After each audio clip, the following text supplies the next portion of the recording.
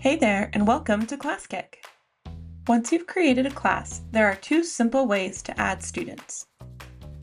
The first option is to have students join using your class code.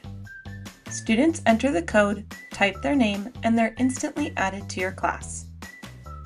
If you'd rather set up the roster yourself ahead of time, you can add students either as basic or portfolio students.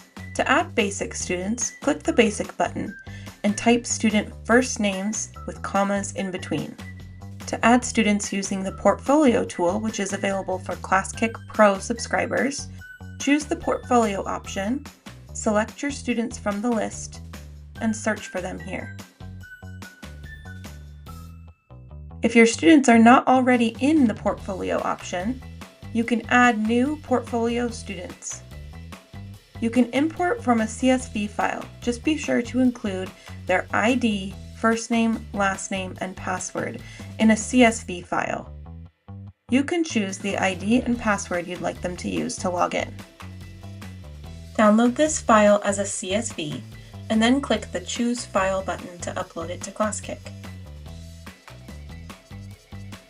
Once your students have been added, you're ready to start assigning work. Learn more at classkick.com.